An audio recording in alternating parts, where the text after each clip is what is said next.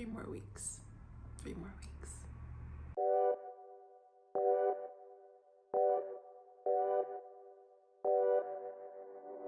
Hey, hello, my name is JoJo and welcome back to my channel. Or if you're new here, welcome. Please excuse my voice. I'm filming this in the morning. I never film in the morning, but I am today. So my morning voice hasn't fully gone away yet, but hopefully it will as I start talking more. So hopefully by the end of this video, I will sound more like my normal self and not like a 70-year-old smoker. So yeah, November. Where do I start? I thought October was bad. November was significantly worse. Not in like, I'm just tired. I guess I'll start with like the worst part of it and then like work my way up to the better parts. So November brought with it what was my first and so far my only breakdown of the semester. And I hope it stays my only breakdown of the semester. I only have 3 weeks left, so I'm hoping I can get through the next 3 weeks in one piece. But yeah, I had my first breakdown and crazy enough, it happened the day after my birthday. I was just so overwhelmed and exhausted and frustrated and all of the feelings. And I got home and, well, actually it started before I got home. Okay, so backtracking a little bit. I don't know if I've mentioned this before, but I have panic disorder. I was diagnosed a few years ago and I went to therapy for years to get it under control because I knew my ultimate goal was to go into a PhD program, and I could not be in a PhD program and be suffering panic attacks every other day. So I did, I got it under control. But even though I got my panic attacks under control, I still have like just really bad general anxiety. And I, again, through therapy, found ways to like manage and cope with that. And so I've been doing pretty well. But yeah, in November, I think everything kind of just came to a head because I took my birthday off. My birthday was on a Tuesday this year.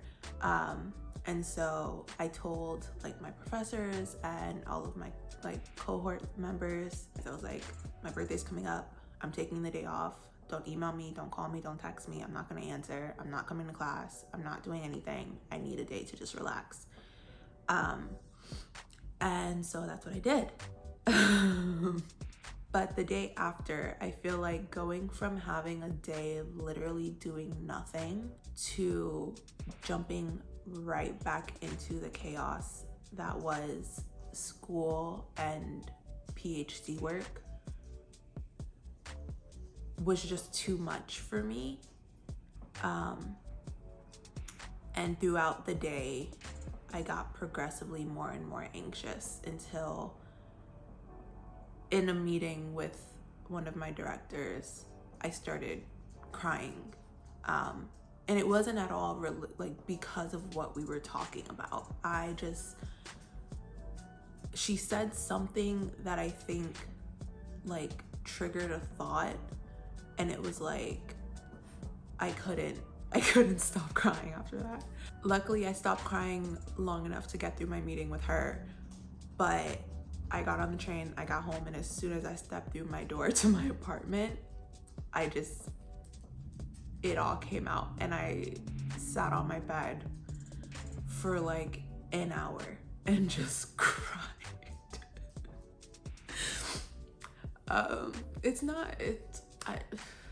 I'm laughing now because it's like, I feel like that's the only way I can talk about it. Yeah, I mean, I feel like it was a culmination of like all the stress that I've been feeling and kind of ignoring for a really long time.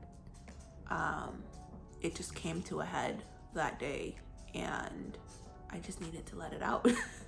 But yeah, I mean, I was more or less fine afterwards. I listened to some music, called my mom, but I was significantly more tired after that. Like for the rest of that week, I was basically a zombie. I don't remember, I actually can't say I remember anything from the rest of that week. Yeah, I was kind of just going through the motions until the weekend. So yeah, that happened, but I'm okay now, and I hope I'll stay okay. 3 weeks left. Something else that happened, I had my first not so great experience in my group supervision. Yeah. I'm a little hesitant to give details on what happened. But basically I presented in group supervision, presented a snippet from a session with a client, and the professor got really intensely focused on one particular thing that actually had what I feel like is nothing to do with what I was coming to group supervision asking for help with. And I felt very backed into a corner and attacked in a way, because it seemed like no matter what response I gave, it was not good enough for the professor, and they kept just like digging and digging and digging, and I dealt with this for like 45 minutes. And basically after group supervision, I again cried. It was not like an anxiety attack or panic attack. Like, I just felt so unsafe and unsupported in those moments that like I needed to just let out what I was feeling. And so I did. And I talked to a couple of my cohort members about it who were there when it was happening. And they were super supportive. And I mean, while it was happening, I personally feel like I handled it very well. I said what I was thinking and what I was feeling and what I feel like is a very respectable way. And I very firmly stood my ground, because ultimately what I feel like what the professor was trying to do was get me to agree that what they were telling me was correct and what I was doing with my client was incorrect. And I very firmly stood my ground in not telling them that they were wrong and I was right, but that I feel like I have my own way of integrating certain tools when it comes to working with my clients, and not that the tool they were suggesting I use was like inadequate or that I wouldn't use it, but that I needed to find a way to use it that felt right with this particular client. And I like stood firm in that, but they were just not satisfied. They were just not satisfied with my response. At this point, it was clear that there was some ego kicking in. And they just wanted me to say, you're right, I'm wrong, I will listen to you. And I was not gonna do that. And so this just goes to show that, like, and I think I mentioned this in a video a while back, that there are going to be faculty members who, whether they realize they're doing it or not, will try to abuse the power dynamics that are in place, and will try to intimidate you. And this was my first like experience with that when it came to supervision. And it was hard. It was hard, I'm not gonna lie. Because it's like you're afraid to upset them, but also like, you know, within yourself that like you're not really feeling what they're putting out there. But they're like insisting, and you have this internal dialogue of like, am I completely fucking up future like opportunities for myself by doing this? And that was something that went through my mind, because this particular professor has a lot of influence in the program. And I feel like I'm getting emotional talking about it now. This particular professor has a lot of influence in the program, and I feel, give me a minute. Yeah, I'm good. This professor has what I would say is a lot of influence in the program, and I definitely in those moments were wondering if I was completely ruining any future opportunities for myself, as a Black woman in the program, standing my ground on something that was very obviously a point of issue for this particular professor. And yeah, but I mean, like, after talking to a few people about it, and realizing that I'm not the only one who's experienced a very similar situation with this particular professor, I felt a little better, and I'm just chugging along. I have accepted that. Needless to say, I probably won't be getting any recommendation letters from that professor for externship or internship applications, but I'm okay with that. I am okay with that. I don't want to make this video too long, so I'm gonna try to like speed through everything else because nothing else really like noteworthy happened this month. Classes are moving along.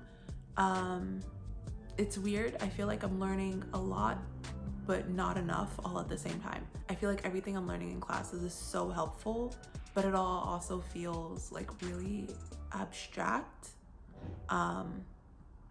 And trying to find concrete ways to implement them is like difficult when you're still trying to figure out who you are as a therapist. But I'm still like loving all of my classes, and I am super excited for my classes next semester. Working with my clients has been a freaking roller coaster. But like a good roller coaster. I feel like all of the questions that working with my clients is kind of forcing me to ask myself have done so much in terms of helping me help them, or what I hope is helping them. I mean, I always hope I'm helping my clients, but there's always like that tinge of doubt where it's like, I feel like I'm not doing enough. But it like, you come to realize that you're helping them even though you don't always feel like you are. Yeah, and my thesis is coming along, still recruiting. Hopefully I'll be done with that by the end of next semester. And overall, I am so excited for winter break. I need a break. I think this first semester has been so draining, and I'm literally counting down until winter break because I need to rest my brain. Like, if my birthday and like what happened after my birthday taught me anything, is that like I am in desperate need of a break. I just want to go home, I want to see my family, I want to celebrate Christmas, and I just want to not have to be on a schedule for a few weeks. So yeah, that's it. That was my November. So yeah, thank you for watching, especially if you made it all the way to the end. I truly appreciate it. Leave me a comment down below if you have any questions or suggestions for future videos. As always, like, comment, subscribe, and click that little notification button so you don't miss my next upload, and I will see you in my next one.